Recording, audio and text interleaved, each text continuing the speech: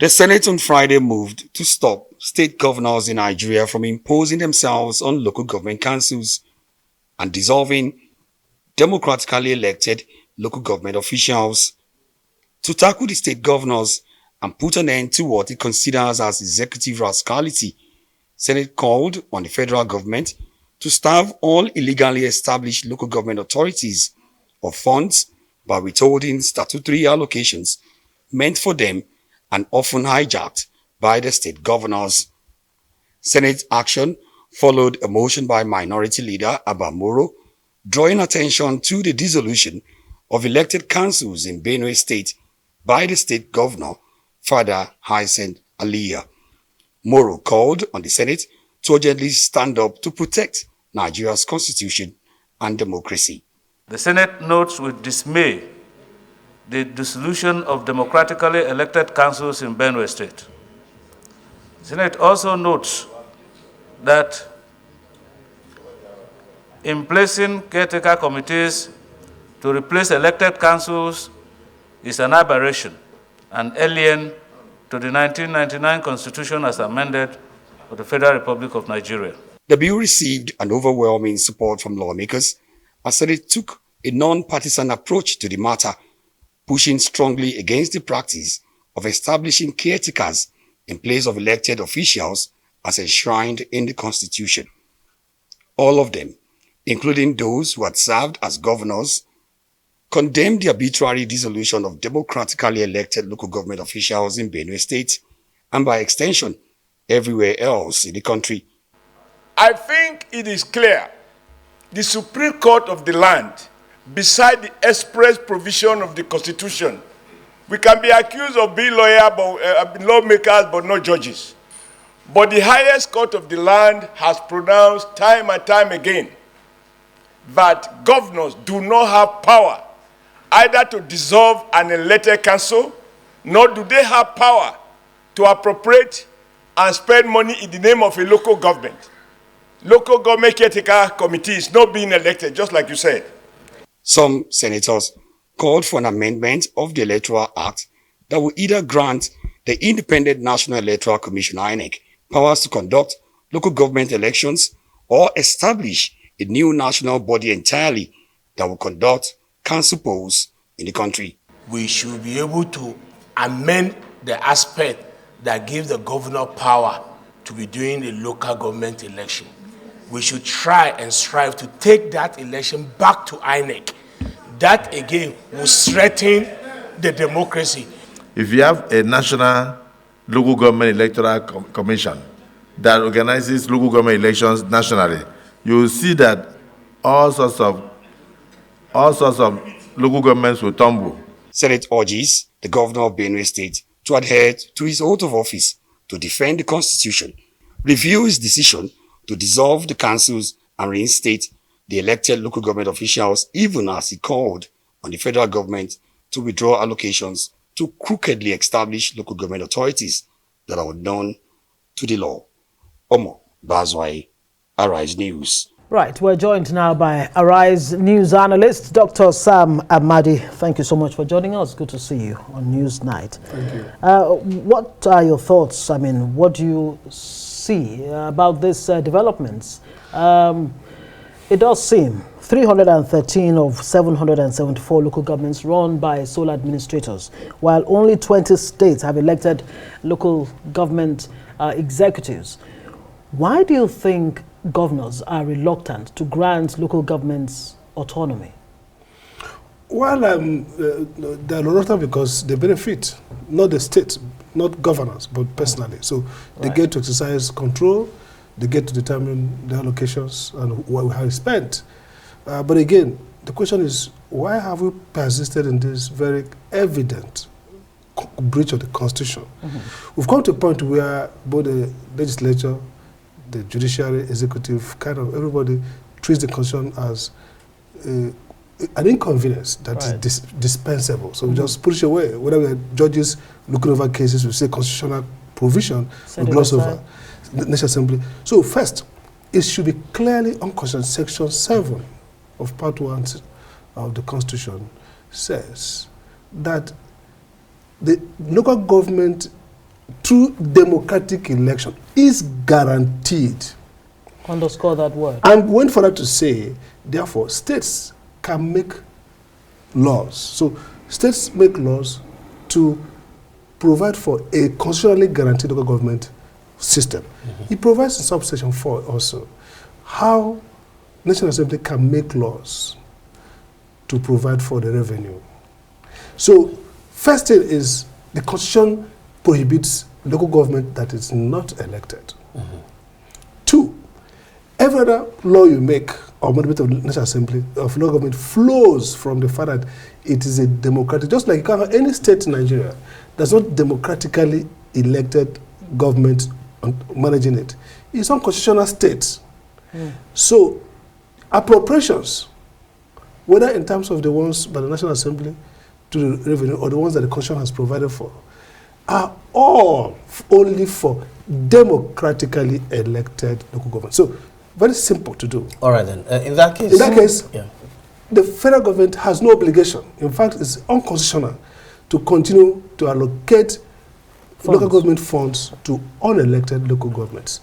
It's a breach of the Constitution. And so if I was Attorney General, I would advise Mr. President, I print issues instruction to Accountant General of the Federation, and they will withhold forthwith every such allocation and keep it in custody for local governments that are elected. So you can't have any fund allocated. It's unconstitutional. So the father will do it, and of course because of this lack of respect for constitution. So you can be sure that constitutionally every local government is not elected, whether by virtue of the dissolution, it's already unconstitutional. It's illegal. Yeah. In that case, then, would you say that too much power has been vested in the state governors, so much so that they now have to be the ones conducting local government elections? Shouldn't INEC be allowed to do so, or, as you said in that report,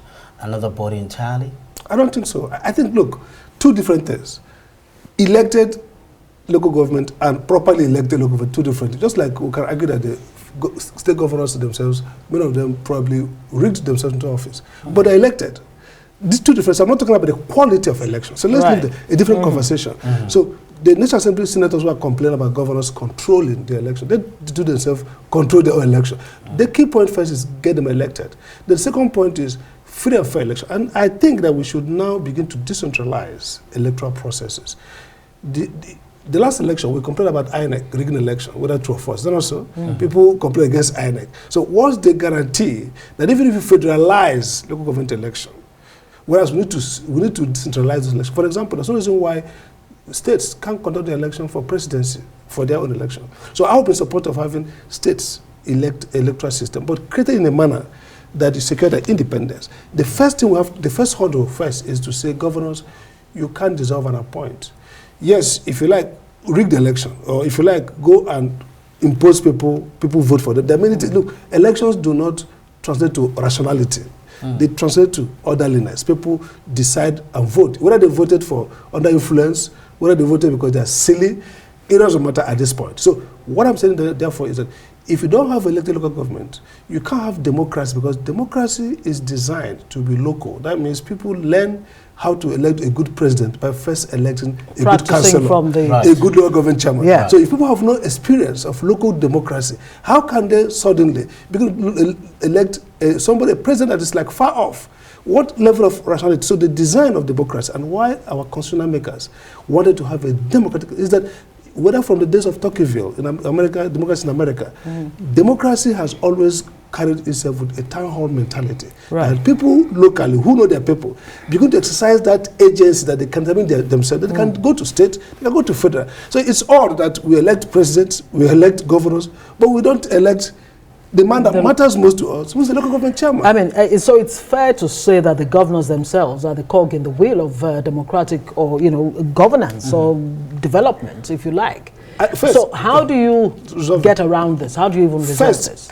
The National Assembly can, tomorrow, put a bill, and that bill now says, pursuant to Section 7, it shall be illegal for any federal agency to allocate, transfer federal finance to any local government not elected is a law.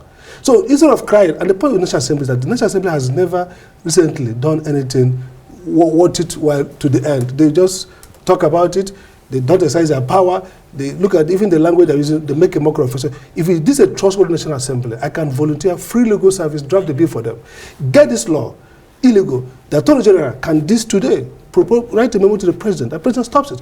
The Supreme Court, like they said, has said you can't dissolve them. And it's explicit in the Constitution. So why are we allowing, in fact, when I was running for election in 2018 as primary for governorship, I thought about it, I said, if I'm going to ask the President, like a memo, say, confiscate this allocation, because it's going to, unconstitutionally, every allocation flows from a constitution. It's a constitution that designed the treaty and provide for revenue allocation.